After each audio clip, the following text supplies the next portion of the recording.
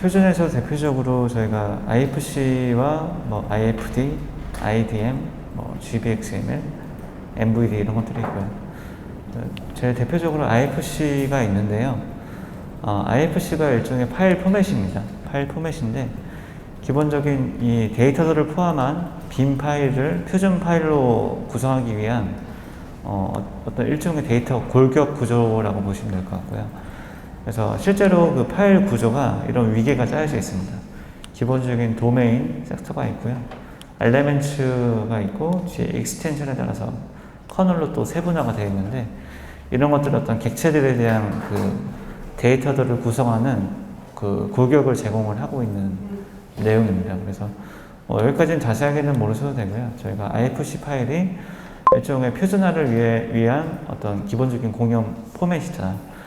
공공기관에서는 당연히 표준 포맷이 중요하기 때문에 이 IFC를 앞으로 활용할 일이 아마 많으실 것 같습니다. 근데 실무적으로는 IFC가 조금 그 최적화라든가 이런 부분에서 소프트웨어 전문에서 개발된 것과는 조금 다르기 때문에 호환성 측면이라든가 속도 면에서 조금 느릴 수는 있어요.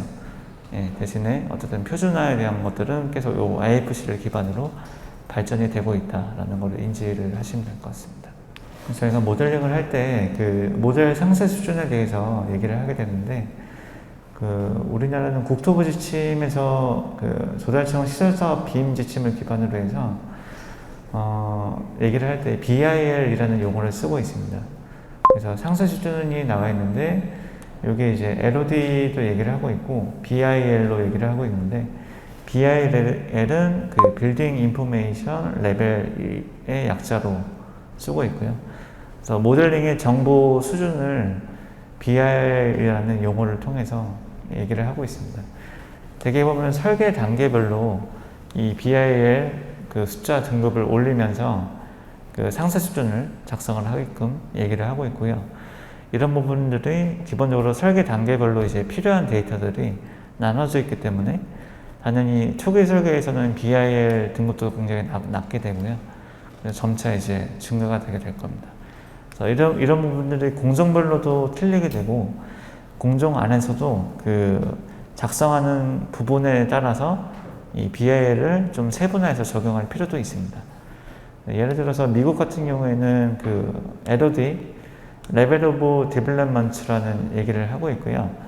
그래서 이 LOD 자체를 단위 객체별로 지정을 하고 있습니다. 그래서 그 구조에서는 콘크리트 봉 그리고 철골봉 이런 것들마다 상세 단계를 LOD를 나눠 가지고 이런 형상 어떤 엘리멘트에 대해서 단계별로 모델링을 어떻게 하면 되는지 그런 단계별로 구분을 하고 있고 저희 같은 경우에는 덕트라든가 배관에 있어서 이런 엘리멘트별로 상세 단계를 분류를 하겠죠. 형상 정보, 재질을 입힌다든가 연계성도에 대해서 얘기를 하고 있고 영국에서는 그 세 가지 정도로 얘기를 해서 디피니션 정의죠. 정의랑 디테일 이제 상세 정도 형상에 대한 거 그리고 인포메이션에 대한 거를 따로따로 해서 LOD, LOD, LOI 이런 식으로 얘기를 하고 있습니다. 그리고 독일에서는 LOIN이라는 얘기를 하고 있는데 내용은 다 동일합니다. 앞서서 얘기한 것처럼 저희가 사업 단계별로 그 초반부터는 정보가 그렇게 많이 필요가 없기 때문에 그 정보량은 줄이면서 기본적인 형상만 표현하는 식으로 레벨을 지정을 하게 되고 점차 설계를 진행을 하면서 모델링도 조금 구체화되고 정보도 좀 더 추가가 되는 그런 식의 내용입니다. 그래서 그런 것들을 구분을 하기 위해서 용어를 LOD라든가 LOI라든가 BIL 이런 것들을 다 쓰고 있습니다. 그래서 업계에서도 실제로 지금 혼용이 되고 있어요. 근데 앞으로 국토부 통해서는 아마 BIL이 아마 가장 많이 쓰이지 않을까. 이런 개념이 있다는 것을 일단 알고 계시면 될 것 같습니다. 실무에서 아까 말씀드린 것처럼 저희가 그 레빗을 주로 지금 업계에서 많이 쓰고 있는데 기계에서 레빗을 가장 많이 쓰는 이유는 그냥 단 하나밖에 없어요. 레빗에서만 MEP 모듈이 좀 제대로 구현이 되어 있고 저희가 상세 설계를 하는 데 있어서 크게 어려움이 없습니다. 나머지 아키캐드라든가 마이크로스테이션 이런 것들은 좀 그 시장성 측면에서 국내에 좀 많이 들어오지 못한 게 레빗이 어쨌든 기존에 오토데스크 영어망을 가지고 있고 편의성을 제공하는 측면이 있어서 가장 많이 쓰고 있고 어느 정도 뭐 표준화처럼 실무에서는 쓰고 있다고 이해를 하시면 될 것 같습니다. 그래서 주로 저희가 레빗을 했을 때 확정자가 RBT라는 파일 확정자를 가지고 저희가 변환 가공을 하게 돼요. 그래서 내역 작업을 할 때도 지금 뭐 견적업체, 고려전선이라든가 이런 뭐 유미드 이런 데서 빔 기반의 산출 툴이라든가 내역 툴, 그리고 프로젝트 관리 시스템 툴들을 개발을 하고 있고요. 성능 점검이 있어서 이런 에너지 시뮬레이션 쪽 툴들이 있습니다. 그리고 간섭 체크를 통해서는 나비스웍이라든가 기존의 뭐 IFC 모델 체커라든가 솔리브리 모델 체커 이런 것들이 있어서 메인 툴을 기반으로 해서 서버 툴들이 당연히 따라간다는 개념으로 이해를 하시면 될 것 같습니다. 그래서 지침에서도 이제 그 국토부 지침이 구조가 이렇게 되어 있더라고요. 그래서 요거는 한번 이제 공공적으로 좀 필요한 사항 같아서 제가 넣었는데 이제 레벨 1-2 해가지고 건설산업에 대한 빈 기본 지침이랑 시행 지침이 있더라고요. 그래서 아마 이 테두리 안에서 그 분야별로 적용 지침이라든가 발주처별로의 지침이 아마 구성이 될 것 같아요. 그래서 아마 개인적으로 이 국토부에서 발견된 건설산업 빈 기본 지침을 한 번씩 보시는 것을 추천을 드립니다. 실무에서는 어쨌든 이론과 실제 간의 괴리를 좀 세세하는 것을 가장 중요하게 생각을 하면 되는데요. 빔을 통해서 저희가 얻을 수 있는 것들이 여러 가지가 있는데 실제로 실무를 하는 입장에서 자기한테 필요한 게 뭔지, 그래서 이런 것들을 실현을 하려면은 어떤 작업이 필요한지, 이런 것들이 이제 목적에 따라서 거슬러서 올라가야 되는 부분들이 있어요. 그래서 빔 적용을 위해 요구되는 활용 방안이라든가 활용 전략, 그래서 이런 것들에 대한 구축에 대한 발주처 요구사항을 좀 정의를 할 필요가 있고, 여기에 필요한 소프트웨어 도구들이 있을 거니까 여기에 대해서 어떤 툴을 쓰라고 저희가 지정을 할 수가 있습니다. 이런 것들은 LH에서도 향후 소프트웨어를 구매를 하시면은 거기에 맞춰서 아마 이것들을 요청을 하게 되겠죠. 그래서 우리가 쓰는 툴은 요거니까 요거에 맞춰서 이런 파일이랑 이런 확정자로 제공을 해달라, 이런 것들을 얘기를 하시게 될 거고요. 그리고 시공자가 참여를 하는 것들이 좀 필요해서 이런 것들은 아마 발주 방식에 있어서 좀 고민이 필요할 것 같고, 어쨌든 시공자랑 설계자가 좀 같이 작업을 하는 게 빔에 대한 시너지 효과가 가장 좋다라는 게 있는데, 아직은 근데 현실적으로는 좀 어려운 부분이 있죠. 그래서 설계 시공이 당분간은 좀 분리해서 나오는 추세가 어느 정도는 같이 있을 것 같습니다. 그리고 성과품을 받을 때 성과품을 어떤 식으로 받아가지고 저희가 기존에 하던 검토 방식이랑 이 빔으로 파일을 받았을 때 검토를 어떻게 해서 동등한 수준의 그 퀄리티 체크를 할 건지, 그리고 후속 활용을 위해서 이거를 시공사에 넘겨줄 때 어떤 데이터와 어떤 그 파일로 넘겨줄지, 이런 것들에 대해서 규정을 하게 되고요. 그래서 결국에는 이런 것들이 경험에 따른 어떤 내용들이 점차 이제 녹아들어서 그 지침이나 이런 것들도 좀 발전이 되게 되겠죠. 이거는 그래서 빔을 통해서 뭐 계략적으로 가장 대표적으로 시각적인 것들이 효과가 있기 때문에 이거는 모델링을 하면은 그냥 당연하게 보여지는 것들입니다. 그냥 파일 변환만 하고요. 간단하게 저희가 이렇게 경로를 조작을 하면은 이런 것들이 가능합니다. 근데 이게 사실 뭐 특별한 건 없어요. 그냥 보여지는 것 뿐이고, 이렇게 전경들을 시각적으로 확인을 할 수 있는데, 이게 현장으로 넘어갔을 때는 뭐 시공 전에 시공자들이 시공을 함에 있어서 현장을 사전에 파악을 하고 이해를 시켜서 오시공을 방지하는 데 좀 도움이 많이 된다고 합니다. 그래서 이런 것들은 기본적으로 모델링을 하면은 당연히 시각적으로 이런 것들을 변환해서 볼 수가 있습니다. 지금 이 돌리는 툴 자체가 나비스웍이라는 뷰어 툴이에요. 검토용으로 저희가 나비스웍 파일을 많이 쓰시게 될 텐데, 이런 조작들을 통해서 원하는 부위들을 쉽게 찾아가서 볼 수 있고 상호 간에 확인을 해서 협업이나 회의를 할 수가 있습니다. 그래서 그 나비서뿐만이 아니라 오히려 그 재질까지 입혀서 완전히 렌더링까지 하는 툴들도 요즘에 나오고 있어요. 그래서 일종의 저희 3D 게임을 해보시면은 사용자가 조작을 할 수 있죠. 방향이라든가 뭐 점프라든가 이런 것들이 조작이 가능한데 실제로 게임 엔진이랑 연동을 해서 이런 뷰어를 제공하는 것들도 요즘에 나오고 있습니다.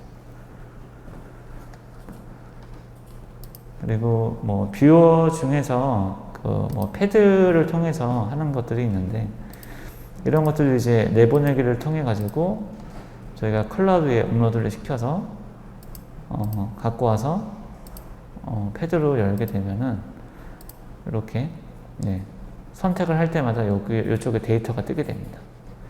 이 정보가 뭐고 이 데이터가 어디에 속하고 이런 것들을 확인을 할 수가 있고 이런 것들이 발전함에 있어서 저희 그 내역 툴들이 있거든요. 내역 툴들이 공정 관리라는 툴들도 있어요. 그래서 실제로 내역 툴을 열었을 때 그 내역서 상에서 어떤 뭐 밸브라든가 이런 것들을 하나 클릭을 하면은 옆에서 모델을 띄워가지고 이 밸브가 어느 위치에 어느 밸브인지 이 줌 아웃을 해줍니다. 그래서 그런 것들까지 지금은 가능한 수준이다 라는 걸 일단 이해를 하시면 될 거예요. 그래서 내역서에서 저희가 내역서 보다가 물량 산출된 거 막 찾다 보면은 이게 어느 도면에 어느 밸브이고 이런 것들이 판단하기가 애매하잖아요. 근데 빔을 하면은 산출상에서 이거를 클릭만 하면은 이 객체가 어디 구성 요소인지 모델을 띄워서 딱 시각화를 시켜줄 수가 있습니다. 그런 식의 것도 가능하다는. 그래서 이런 시각적인 부분들이 빔의 어떤 강력한 기본적인 기능이면서 가장 강력한 기능으로 활용할 수가 있다라는 것을 보시면 될 것 같습니다. 그래서 업계에서는 지금 뭐 현장에서 그 빔룸이라든가 아이룸 이런 협업실을 구축을 하게 되고요. 여기에 뭐 시공사, 뭐 설계자, 뭐 발주처, 감리자 이런 것들이 다 모여가지고 초반에 이런 것들을 하게 되고 실제로 이제 전문적으로 이런 전체적인 빔 작업을 할 때는 이 설계 작업만 뭐 1년 넘게 2년 가까이 수행을 해서 일종의 여기 안에서 가상 설계를 하면서 가상 시공을 완전하게 하는 거죠. 그래서 완벽한 모델을 만든 다음에 모든 간섭 요소를 제로로 만들고 모든 그 시공적인 시뮬레이션을 다 끝낸 모델을 완성한 이후에 여기에서에 따른 이제 모델을 가지고 공장 제작하라든가 자동화를 통해서 시공 기간을 최소화시키는 겁니다. 그래서 비중이 이 빔을 통해서 본격적으로 하게 되면은 아마 설계 기간이 시공 기간보다 조금 늘어날 수도 있을 것 같아요. 그래서 가상 작업을 통해서 완벽하게 끝낸 다음에 시공을 최소화하면서 비용적인 것들을 최소화시키고 저희가 익히 아셨던 V라든가 링 건설을 지향하는 게 어쨌든 빔을 통해서 같은 방향을 지향을 하고 있다. 이런 효율성과 이런 것들을 극대화하는 방향으로 이 빔을 통해서 하고 있다는 것을 아시면 될 것 같습니다. 그리고 요즘에 레이저 스캐닝 기술이 좀 많이 각광을 받고 있어서 레이저 스캐닝에 대해서도 말씀을 드리는데 레이저 스캐너가 일단 얘는 스캐너예요. 일종의 스캐너고요. 그래서 얘가 어떻게 작동을 하냐면은 이쪽에 렌즈부가 있고요. 여기서 레이저를 쏘고 이제 받습니다. 근데 이게 1초에 이제 수십 번 이 레이저를 쏘고 받고 이 작업을 많이 해요. 쏘고 받는 과정에서 이제 거리를 인지를 하게 되거든요. 그러면 점을 찍고 이제 돌아오게 되는데 이제 포인트라고 하죠. 점이. 그래서 이게 돌아가요. 이렇게 회전을 빙빙빙빙 빠르게 하면서 이렇게 이쪽으로 쏘고 이쪽으로 쏘고 이쪽으로 쏘고 이 사방으로 다 쏘게 됩니다. 그리고 얘도 여기에 돌아가게 돼 있어요. 그러니까 이렇게 돌고 이렇게 도는 거죠. 그러니까 얘가 설치되어 있는 이 해당 공간에 대한 모든 부위를 다 찍을 수가 있어요. 여기 밑에는 약간 사각이 있겠죠. 근데 이런 것들은 어떻게 하냐면은 위치를 바꿔가면서 찍습니다. 그래서 이런 방해에 대해서 저희가 레이저 스캐닝을 한다고 봤을 때 가운데 기둥이 있죠. 그러면 기둥을 주변으로 뒤편과 앞편은 다 찍어지니까 여기서 한번 찍으면은 저기서도 한번 찍고 여기서도 한번 찍으면은 사각 없이 모든 부위를 다 레이저 스캐닝을 할 수가 있게 됩니다.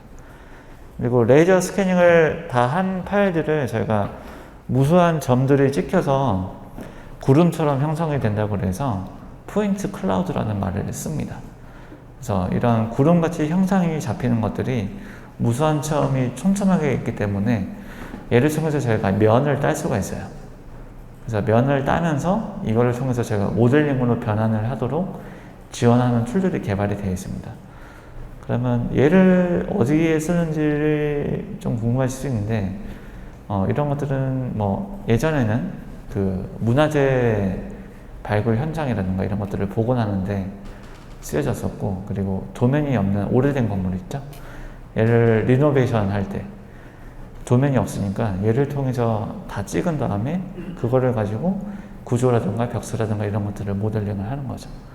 그래서 그런 작업으로 뭐 배관도 그렇고 이런 것들이 가능한데 얘를 가지고 이제 그런 것들을 하게 되고요. 그리고 요거를 통해서 저희가 모델링을 하면은 요거는 뭐 굳이 포인트 클라우드가 아니래도 요즘에 VR이라든가 AR이라든가 MR 이런 것들이 많이 각광을 받고 있죠. 지금 여기 쓰고 있는 것들은 그 증강현실입니다. 그래서 증강현실은 여기는 가상이에요. 근데 여기는 현실이죠. 여기 현실에다가 가상을 증강시켜서 볼 수 있는 것들이 이제 증강현실이고요. VR은 많이 아실 거예요. VR은 저희가 기본적으로 뭔가 써야 됩니다. 예, 뒤집어 써서 저희가 보는 모든 시야가 가상현실 시야만 제공을 하는 거죠. 예, 실제 현실은 제공을 하지 않는 게 가상현실이고요. 증강현실은 실제 현실에다가 가상적인 것들을 입힐 수 있는 그런 것들 기술을 얘기를 하는 겁니다. 혼합현실은 그거를 생각하시면 돼요. 쉽게 그 홀로그래픽이 있죠? 홀로그램. 실제로 여기에서 3D로 이렇게 형상이 보이는, 뭐 영화에서도 많이 보셨을 텐데, 네, 그런 개념이 있습니다. 그래서 혼합현실을 할 때는 사실 뭐 증강현실도 그렇고 꼭 이렇게만이 아니라 얘도 쓰기도 해요. 고글 같은 거. 예전에 그 구글에서 구글 글래스 같은 거 나왔었죠. 예, 구글 글래스가 안경처럼 썼는데 여기서 이제 정보를 띄워주는 계속 일종의 증강현실이었죠. 예, 그래서 이런 것들이 기술들이 많이 있어서 지금 여기서 하는 것들은 여기 지금 넓적한 게 달려 있는데 얘가 스캐너이면서 그 GPS 좌표 인식해라고 보시면 돼요. 그래서 얘를 쓰는 것들은 그 현장에 있으면은 현장에다가 이제 GPS 신호를 받을 수 있게 발신기를 한 3군데 둬요. 이 3군데 두는 이유는 삼각법으로 위치를 찾을 수 있게끔. 그래서 3군데 사이트 쪽에 3군데 그 발신기를 둔 다음에 얘가 이제 그 송수신기가 되겠죠. 그래서 여기 위치에 맞춰서 모델링을 불러오면은 해당 부위를 찍으면은 여기는 아무것도 없지만 보여지는 것들은 GPS 좌표를 불러왔기 때문에 모델링을 했을 때 형상이 여기 화면에는 보이게 되는 겁니다. 예. 그래서 이게 화면이 될 수도 있고 글라스가 될 수도 있고 예. 여러 가지가 가능합니다. 이런 기술들이 있고요. 그리고 GPS나 이런 것들 마찬가지로 아까처럼 삼각점을 찍었을 때는 저희가 시작은 좌표를 인지를 할 수가 있고 레벨에 대해서도 저희가 인지를 할 수가 있거든요.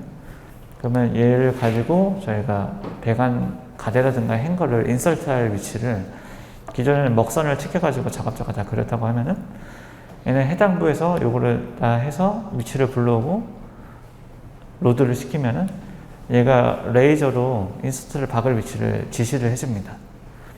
그리고 뭐 최근에 뭐 건설사에서는 요거랑 연결을 해서 자동 드릴까지 연결을 시켰더라고요. 그래서 자동 드릴이 알아서 바퀴를 가지고 굴러다니면서 해당 위치에 볼팅을 하는 이런 것까지 개발이 되고 있습니다. 거기에 따른 그 인력이 줄어드는 대신에 이제 기계가 필요한 상황이 되겠죠. 그런 부분에서. 네, 그리고 예를 들어서 기존에 그 빔 사례도 한번 언급을 해달라고 하셔가지고 기존에는 어떤 식으로 LH에서 빔 프로젝트를 했는지 사례를 한번 갖고 왔습니다. 그래서 위례 A2-4블럭 건이고요. 뭐 여러 개가 있었죠. LH도 그때 한창 빔을 발주하던 시기였기 때문에 과학 지시서 내용으로 이제 나왔고요. 그래서 이때 당시도 사실 그 전체 모델링을 하는 게 아니라 주로 단위세대랑 동편면이랑 부대랑 그 이제 주요실 위주로 이제 모델링을 했었습니다. 그래서 실제로 간섭이라든가 이런 이슈가 있을 만한 부분을 위주로 모델링을 했었고요. 그래서 이런 날짜에 따라서 저희가 진행을 했었고요. 이거는 모델링 전에 작업 세트를 이제 구분하는 건 소프트웨어적인 거라서 일단 넘어가겠습니다. 그리고 협업 과정은 저희가 사전에 건축이랑 구조에서 작업을 먼저 해놓고 받아야 되는 것들을 명시를 했었고, 그래서 먼저 건축이나 이런 바탕이 없으면 저희가 모델링을 할 수가 없으니까 당연히 이제 건축 구조 작업 기간 이후에 저희가 이어서 작업을 하게 됐었고요. 그리고 여기에 필요한 부분들에 대해서 이제 명시를 했었습니다. 그래서 해당 부위는 모델링을 할 거니까 여기에 대한 건축 구조 모델링은 좀 구체화해서 달라. 보라든가 이런 것들을 좀 달라고 해서 받았었고요.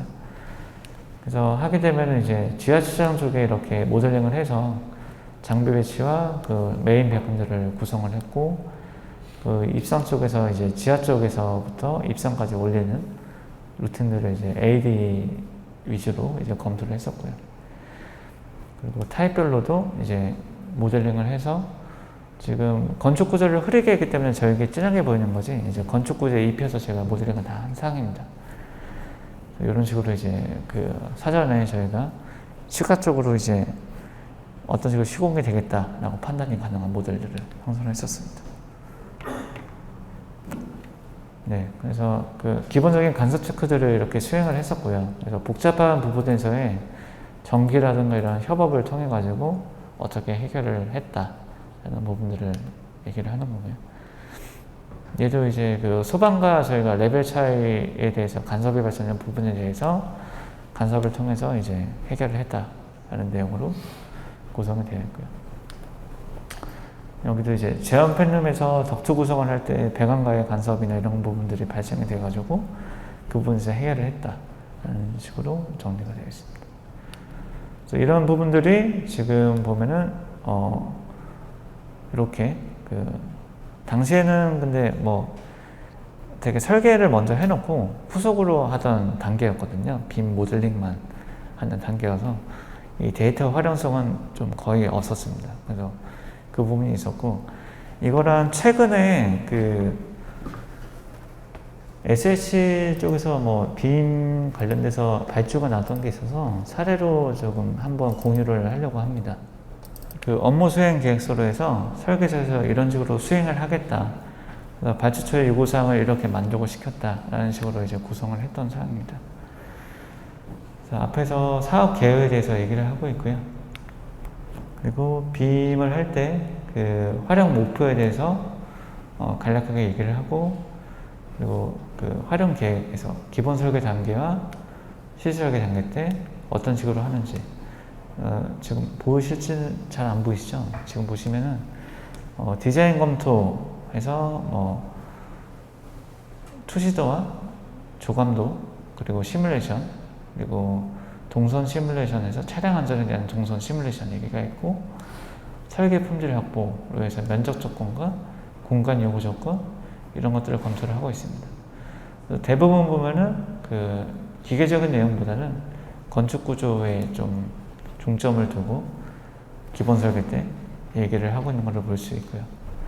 왜냐면 저희는 기본 설계 때 개통도와 단위세대 위주로 나가기 때문에 사실상 크게 필요가 없죠. 실설계로 가게 되면 이제 전체적으로 하게 되는데, 공정별로 이제 그 간섭 검토가 기본적으로 들어가기 때문에 설계들이 어느 정도 돼야지 공정한 간섭 검토가 가능하겠죠. 설계 도면도 제출이 돼야 되고, 수량 데이터와 여기서는 특별히 시공관리에서 공정 시뮬레이션을 좀 하게끔 얘기를 했네요.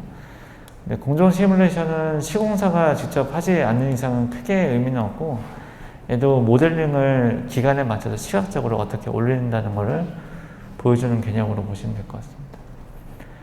그래서 여기 앞서 얘기한 뭐 디자인 검토, 동선 시뮬레이션, 설계 품질 확보 내용도 그대로 포함을 하고 있습니다.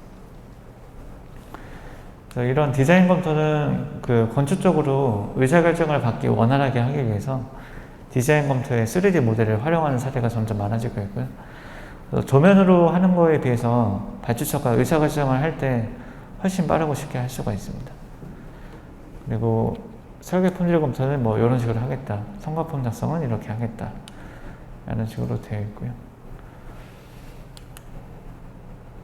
그래서 이게 활용 계획서라서 아마 기존의 LH에서도 하셨던 거랑 크게 그 차이는 없을 거예요. 대신에 이런 부분이 그 피상적으로 여기에서 데이터 상세 수준과 데이터 추출과 그 물량 산출, 아까 뭐 공정 시뮬레이션도 있었고요. 근데 이게 실제적으로 했을 때 실무자가 과연 이득을 얻을 수 있는지, 그 여러분들이 현업을 하시면서 이게 꼭 필요한 건지, 이런 것들은 한번 피드백이 필요할 것 같고요. 그래서 그런 거에서 실적으로 필요한 부분이 어떤 부분인지를 고민하셔서 요구를 하시면은 이 계획서가 좀 더 충실해지고 결과물도 좀 더 충실해진다고 생각을 하시면 될 것 같습니다. 그래서 여기 실행 기초 데이터 산출해가지고 물량 산출에 대한 이런 것들이 얘기가 있어요. 근데 여기서 생각하셔야 될 게 저희가 그 내역 사무실에서 작업하는 파일은 그 나름의 형식과 체계가 있는데 빔이 그 형식과 체계를 따라서 산출이 될 수 있느냐, 그거는 완전히 다른 얘기거든요.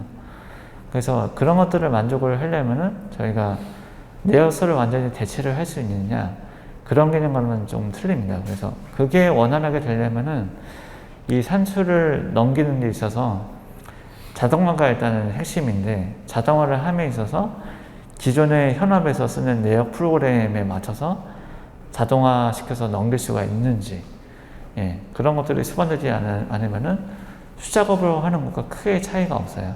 그러면 빔 데이터가 사실상 크게 의미가 없는 작업이 되기 때문에, 예, 그런 부분들이 좀 현실과 이상과 갭이 좀 있다는 거를 인지를 하시면 될 것 같습니다. 예, 나머지들 뭐 기본적인 보고서들 내용인데, 예, 아마 사업을 시행하시기 전에 이런 식의 문서를 아마 최초에 받아서 진행을 하시게 될 겁니다. 그리고 제가 추가로 아까 그 VR을 좀 말씀을 드렸는데요. 최근에 이제 증강현실 쪽에서 이런 식의 좀 개발이 되고 있어서 사례로 제가 좀 보여드리려고 갖고 왔습니다. 그래서 아까 보시면은 여기서도 그 VR 컨트롤러를 이용을 해서 이 가상화면 여기에서 그 컨트롤러를 직접 손으로 클릭을 했죠. 그래서 모델을 갖고 와서 입혀서 여기다가 띄워놓고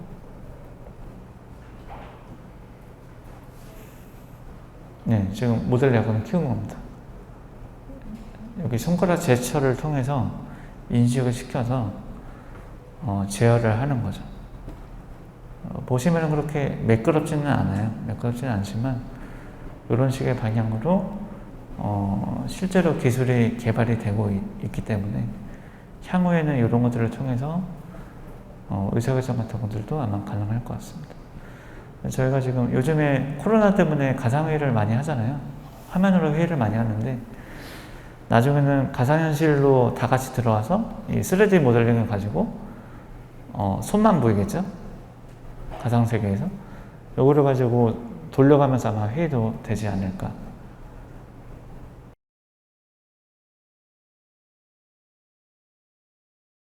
질문을 좀 받고 싶어서 시간을 좀 비워놨는데 혹시 뭐 질문 있으시면 제가 답변 드리겠습니다.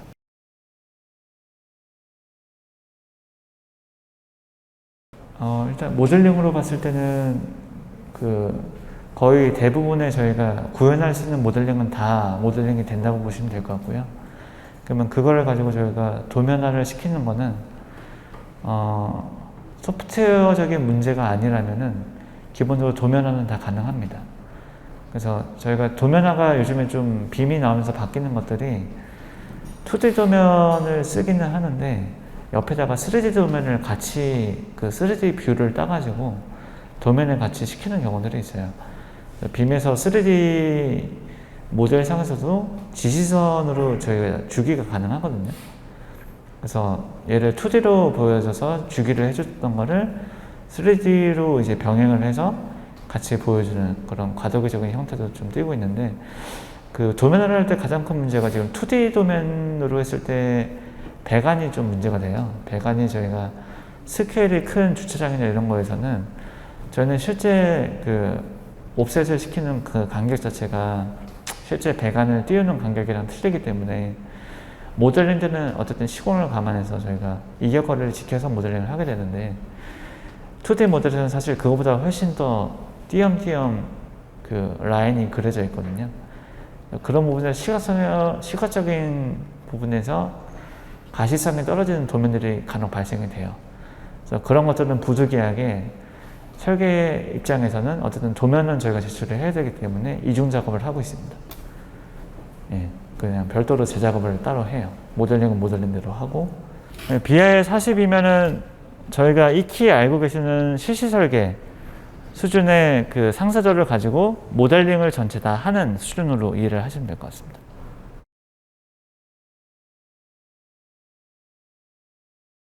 앞서 말씀하신 그 BIL40 수준의 도면 자료는 지금은 없는데요.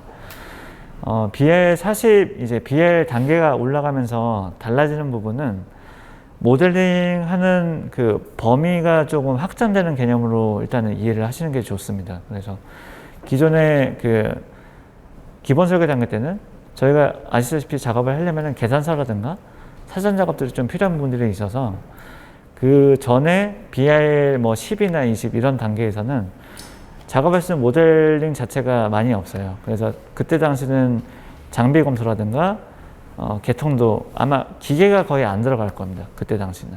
대신에 커지면서 도면량이 저희가 더 범위도 늘어나고 양도 늘어나게 되고요.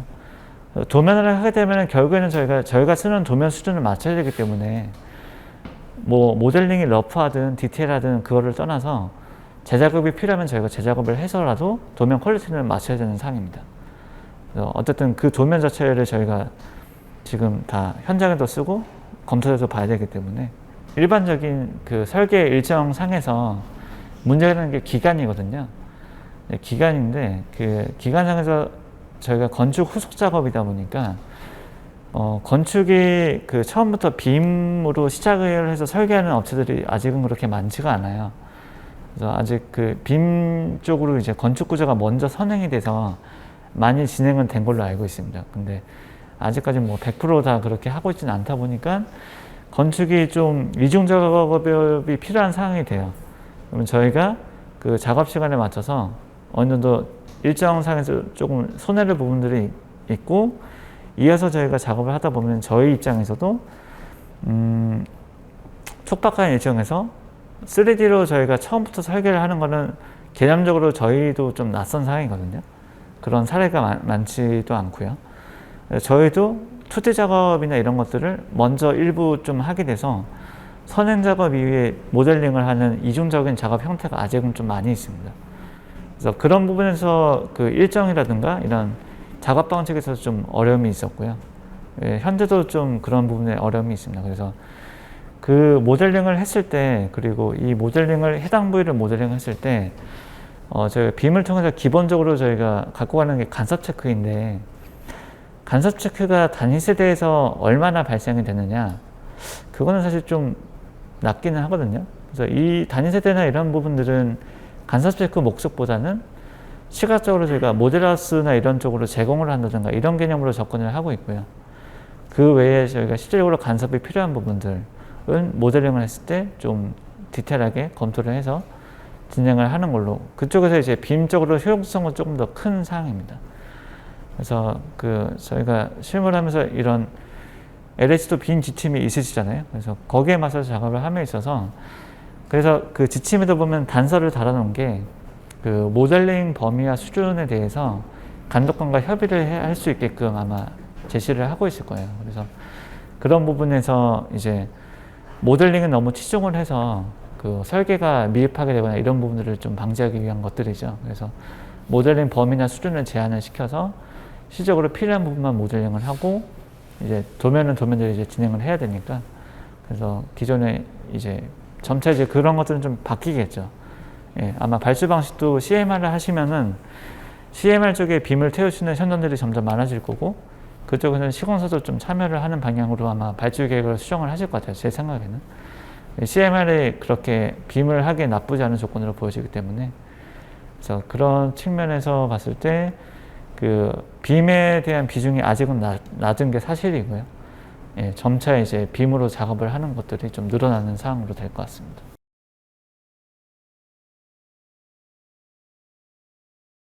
네, 확장이 되는 개념이 맞고요. 그래서 건축 구조가 초반에 이제 그 건물 형상은 다 작기는 하겠죠.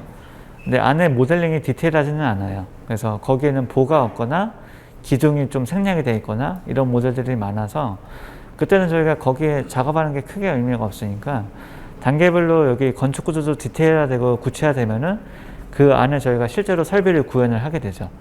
예, 이런 부분들이 공간이 넓어지고, 밸브도 저희가 그냥 덩어리나 이런 걸로 장비를 앉혀놨던 거를 상세도가 올라가면 좀 더 이 딱 직관적으로 봤을 때 이건 이 장비구나 라고 알 수 있게끔 좀 디테일화 시키는 그런 과정으로 보시면 됩니다.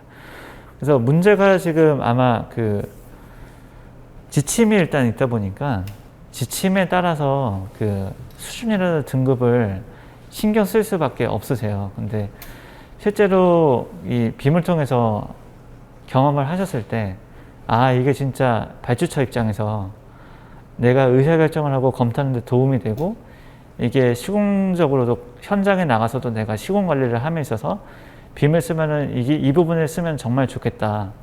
이런 부분의 경험은 아직 사실상 거의 없기 때문에, 예, 오히려 니즈를 파악하셔서 역으로 이제 BI 이런 것들을 요구를 하시는 방향으로 접근을 하시는 게 앞으로 맞지 않을까.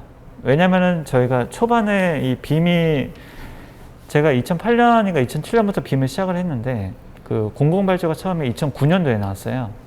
그래서 그 아시안 경기장 이후에 저는 그 서울대학교 병원 지하복합공간 그 개발 사업은 그거를 처음으로 이제 실무를 하게 됐는데, 그때도 이제 모델링은 굉장히 열심히 해서 굉장히 멋지게 디테일하게 모델링을 다 해서 뷰어나 이런 것들을 다 시각적으로 보여줬는데, 애들 결국은 시공사에 넘어가서는 쓸모없는 데이터가 돼버렸거든요.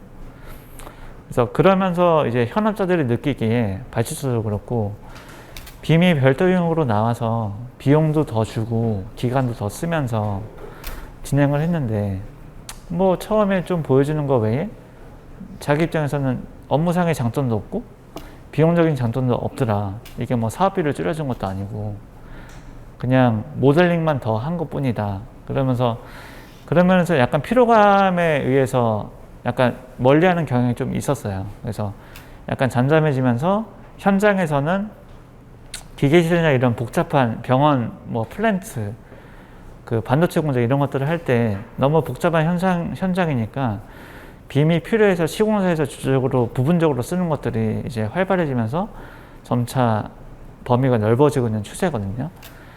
가장 중요한 거는 발주처의 그 목적성과 의지라고 봅니다. 그래서 필요성에 따라서 저희한테 제시를 해주고 거기에 따라서 이제 가능한 수준을 판단을 해서 이제 점차 이제 수준을 올려가는 걸로 해서, 실제로 이제 현업을 하시면서 이거를 통해서 얻는 이 편리함이 있으셔야 되거든요.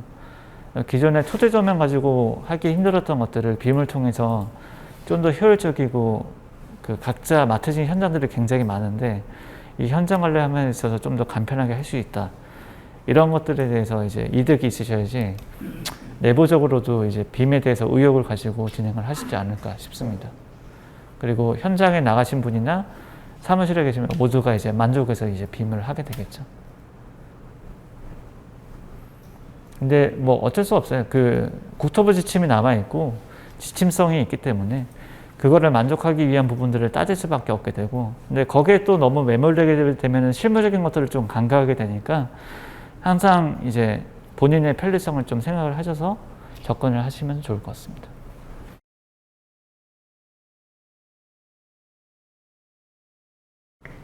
지금 모델링은 아까 말씀드렸다시피 그 툴의 하나이기 때문에 저희가 지금은 학교에서도 이제 빔을 빔 툴을 가르치는 학교들이 있어요. 그래서 학습을 하는 경우들이 있는데 툴 자체는 뭐 하루 이틀 정도면은 기본적인 모델링은 가능하시고요.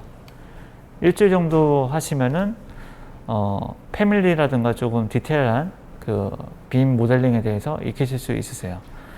예, 기본적인 기능은 익혔고 나머지는 실무를 하면서 얘를 좀 더 다양하고 디테일하게 사용하는 것들인데, 제가 이런 말씀을 드리는 거는 얘는 그냥 도구일 뿐이라는 거죠. 그래서 이 모델링 자체가 그렇게 어렵지는 않기 때문에 당연히 설계사가 같이 수행을 해야 된다고 보고 있고요. 주체가 분리가 되면서 이제 문제가 됐던 부분들이 현재까지의 빔 자체가 설계와 시공이 분리가 되어 있고 설계 자체도 투스 설계가 먼저 돼 있는 거를 갖다가 빔 발주를 내는 경우들이 많다 보니까 모델링 할 때는 설계자가 필요가 없었어요. 그러다 보니까 건축사나 이런 데서는 빔 모델링 자체를 일괄로 외주를 주는 형태가 많이 있었고 현재도 많이 있고요. 그러다 보면은 설계 내용에 대해서 안 맞는 부분을 그대로 모델링을 하는 경우들도 있는데, 그런 것들이 여기는 전문가가 아니다 보니까 판단이 안 서서 이걸 또 주고받고 하는 것들에 대해서 좀 시간도 잡아먹고, 예, 그런 여러 가지 문제가 있어요. 그러니까 좀 안 맞는 거죠. 빔에 적합한 것들은 어쨌든 설계자가 같이 수행을 해서 빔으로 설계하는 방향이 맞기 때문에 당연히 이거를 분리하는 것보다는 기본적으로 같이 수행을 하는 게 맞다고 보여지고요. 그래서 건축도 기존에 이제 모델링 업체를 끼고 전문 업체에 주로 맡겼었는데 이게 점점 내재화가 되면서 자체 수행을 많이 하는 걸로 알고 있습니다. 어쨌든 이거 자체가 비용이 발생되는 부분이고, 실제로 발주 자체도 빔 비용에 대해서 추가 금액을 지급하는 사례들이 점점 낮아지고 있어요. 그래서 빔에 대한 비용을 별도로 측정하기보다는 빔을 녹이면서 그냥 설계 금액에서 어느 정도 어떤 부분에서 보상을 해준다든가 그런 이익을 뭐 공유한다든가, 뭐 예를 지금 CMR이 약간 그런 식이죠. CMR을 통해서 시공사에서 절감액을 통해서 확정을 시키면은 그 비용의 30%는 LH에서 다시 수용을 하고 70%를 시공사에서 주고 이익금을 시공사가 다시 설계자랑 나누거든요. 예, 그래서 빔을 통해서 어떤 뭐 전체 사업비를 어느 정도 절감을 시켰다, 인센티브를 주겠다, 뭐 이런 식의 유도를 통하면은 아마 비용적인 것들은 추가 용역비를 주지 않아도 내재화시켜서 가능은 할 것 같고요. 빔 프로젝트 자체가 워낙 적다 보니까 할 수 있는 업체들이 그렇게 많지는 않아요. 그래서 결국에는 이제 교육이나 이런 것들이 필요한 사항이 되는 거고, 그리고 아까 과도기적인 형태이기 때문에 토지 설계가 병행이 되고 있는 상황이다 보니까 여기는 설계사무소 쪽에서는 좀 부담이 갈 수밖에 없는 상황이긴 해요. 그래서 기간적으로나 이런 것들만 좀 보완이 된다면은 좀 힘들더라도 수행을 하는데 크게 무리는 없을 거고, 점차 이제 내재화 시키겠죠. 회사에서도 지금 별도로 빔 팀이 있던 것들이 빔 팀이 점점 필요가 없어지는 형태로 이제 모든 사람이 다 빔을 할 수 있게끔. 빔이라는 게 어쨌든 여기에서 얘기하는 빔 자체가 약간 빔 모델링 도구에 한정시켜서 얘기하는 경우가 많이 있어서, 근데 모델링 외에도 내역 사무실이나 이 시공 관리나 무궁무진하게 할 게 많기 때문에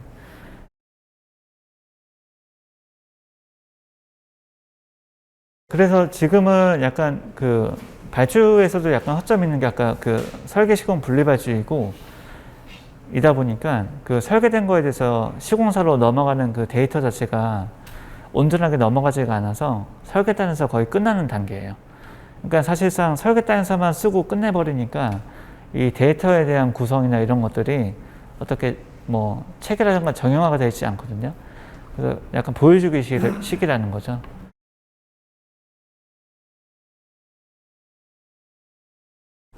별도 인원 충원은 안 하고 있고요. 저희는 이런 식으로 하고 있어요. 일단 내부적으로 제가 회사에서 내부적으로 빔을 총괄하고 있어서 제가 교육을 담당을 하고 있어요. 그래서 주기적으로 있던 이론 교육을 저희 회사는 이제 이틀짜리 이론 교육을 하거든요. 좀 굉장히 디테일하게 이론 교육을 하고, 그 다음에 모델링 교육을 일단 기본적인 모델링 교육만 해요. 기본적인 모델링 교육만 한 다음에 나머지는 저희 회사는 수주하는 프로젝트가 있으면은 순서별로 그냥 돌립니다. 그래서 저는 서포트를 해줘요. 대신에 수행은 그 팀에서 직접 수행을 합니다. 가장 좋은 거는 실물을 경험하려 하면은 빔을 그냥 내재화시킬 수 있기 때문에 프레트 한 번만 해보면 됩니다.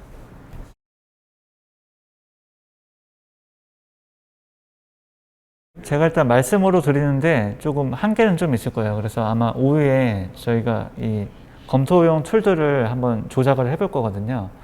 그때 한번 보시면 될 것 같은데, 기본적으로 이 모델링 형상에서는 주석이라든가 저희가 주기를 하는 내용들이 표도 그렇고요.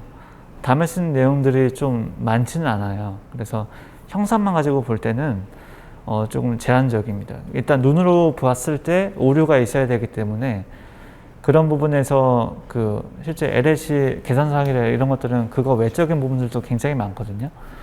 그래서 일단 모델링을 볼 때는 일단 큰 부분에서의 이 해당 부위에 대한 간섭이라든가 눈으로 봤을 때 이게 위치가 잘못됐다라든가 그런 것들 위주로 아마 파악이 가능하실 겁니다. 예. 그래서 검토 방식에 있어서도 이제 빔으로 하는 것과 이제 그래서 도면이 없어질 수가 없어요. 현재 단계에서는 도면이 어쨌든 있어야지. 왜냐하면 도면으로 하시면 금방금방 하시거든요. 근데 빔으로 하면 좀 낯서니까 이게 시간도 오래 걸리고 초반에 어려움을 좀 많이 겪으실 겁니다. 네.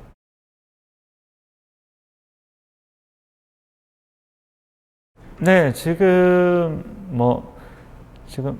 그 연구 과제로 아마 LH 쪽에서 발주하신 걸로 저희 설계협회 쪽에서 이제 그 나우설비라는 회사 통해 가지고 저희가 지층 개발 이런 것들을 아마 같이 하고 있는 걸로 알고 있어요. 그래서 배포도 지금 좀 그 건축 그 설비협회 쪽에서 좀 머지않은 걸로 알고 있는데 그런 거를 좀 가늠해서 진행을 한 걸로는 알고 있고요. 그리고 지금 이제 그 모델링 하면서 이제 그 갭이 있죠. 그런 부분들을 좀 좁히는 부분인데, 예, 그거는 제가 예, 나중에 좀 한번 예, 보시면서 예, 보시면 될 것 같습니다.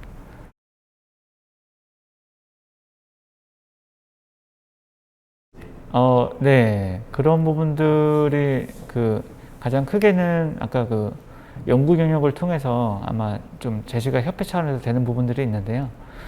그래서 가이드라인을 잡아주실 때 어쨌든 그 설계사가 혼란이 생기지 않게끔 그러니까 말씀하신 라이브러리를 기본 라이브러리를 제공을 해주신다든가 이런 것들은 좀 필요한 사항으로 보여지고요. 그리고 그 빔에 대해서 아까 그 속성 데이터들 넣는 것들 있잖아요. 그 아까 뭐 구조치해야 되는 데이터나 물성치해야 되는 것들 이제 집어넣는데 이거를 넣었을 때 그 산출을 하는 거에 있어서는 실제로 산출을 해서 내역 사무실에서 그 산출을 받았을 때 내역 작업을 할 수 있어야 되거든요. 그래서 그 데이터 연계 과정이 실제로 구현이 가능한지 그게 가능하지 않다면 사실상 산출은 크게 의미는 없어요. 근데 그 아까 그 도면에 있어서도 저희가 데이터를 집어넣는데 아까 배관 재질이나 물성치 이런 것들을 넣을 수 있다고 말씀을 드렸잖아요. 근데 얘를 통해서 저희가 할 수 있는 것들이 있어요. 얘를 통해서 이제 배관이나 유량이나 이런 것들을 구현을 하면은 실제로 배관 찍으면은 이 배관에 흐르는 유체 양이라든가 유속이라든가 마찰 손실 개수들을 확인할 수가 있습니다. 근데 얘를 하기 위해서는 전체 그 시스템 구성 있죠. 이게 되면은 그 기구의 그 토출 그 마찰 손실 수도랑 엘보의 마찰 손실 수도랑 그 배관에 대한 조도라든가 굉장히 디테일하게 다 명시가 돼야지 이 값 하나가 쓸모가 있어지거든요. 이게 실제로 방대하게 입력하는 거에 비해서 이게 실제로 가치가 있느냐 가치가 있으면 명시를 하시면 돼요. 대신에 이거를 구현하기 위해서 데이터들이 구체적으로 들어가야 되는데 이게 지침으로 만약에 규정이 되어 있지 않으면은 설계자가 임의로 넣게 되면은 이 값이 안 맞는 거거든요. 이런 것들은 발주처 입장에서도 출적인 기능들을 숙지를 하고 계셔야지 명시를 하실 수 있으시겠죠. 그래서 에너지 해석에 대한 것도 마찬가지고요. 예. 그런 것도 에너지 해석이 가능해요, 실제로. 근데 그게 실제로 나중에 보여드리긴 할 텐데 디테일하게 하려면은 굉장히 작업이 많이 필요한 사항이 됩니다.